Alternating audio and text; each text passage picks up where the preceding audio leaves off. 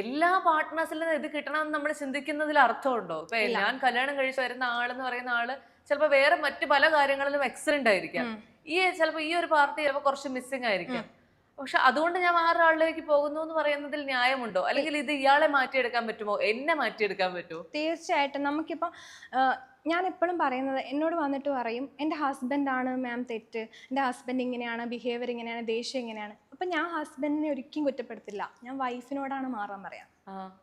അതെന്താ? അതെന്താന്ന് വെച്ചാൽ നമ്മളുടെ പേഴ്സ്പെക്റ്റീവ് മാറ്റുക.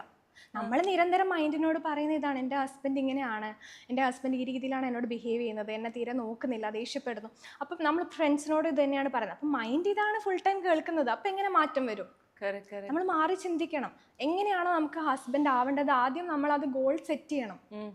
എല്ലാം നമ്മൾ നമ്മളാണ് ക്രിയേറ്റർ നമ്മളെ ലൈഫിന്റെ.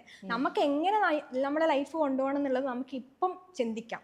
ഇപ്പൊ നമുക്ക് 5 വർഷത്തേക്കുള്ള ലൈഫ് നമുക്ക് ഡിസൈൻ ചെയ്ത് വെച്ചാൽ അതുപോലെ ലൈഫ് പോകും. എന്ന് വെച്ചാൽ എല്ലാം ഫുൾ ടൈം ഹാപ്പി ഒന്നും ആയിരിക്കില്ല. പ്രോബ്ലംസ് വരും. പ്രോബ്ലംസ് വന്നാൽ നമുക്ക് അതിൽ നിന്ന്, ഞാൻ നേരത്തെ പറഞ്ഞ പോലെ 1/2 hour 1 hour കൊണ്ട് നമുക്ക് റിക്കവർ ആവാൻ പറ്റും. അപ്പോൾ ഈ ഒരു ഹസ്ബൻഡിനെയും വൈഫിനെയും ഒരേ രീതിയിൽ struggling married life to love അഫെയറിൽ എത്തിക്കാനാണ് ഇതുപോലുള്ള ക്ലാസ്സുകൾ. എത്രയോ പേര്, അതായത് 45 വയസ്സ് 55 വയസ്സൊക്കെ ഉള്ള കപ്പിള് അവരെ കഴിഞ്ഞ സായാഹ്നത്തിലോട്ട് എത്തി ജീവിതത്തിന്റെ. അവര് അത്രയും 55 വയസ്സ് ഫുൾ ടൈം പ്രശ്നങ്ങളായിരുന്നു. അപ്പൊ ഈ 55-56 വയസ്സിൽ റൊമാൻറ്റിക് റിലേഷൻഷിപ്പിലാണ് എത്തുന്നത്.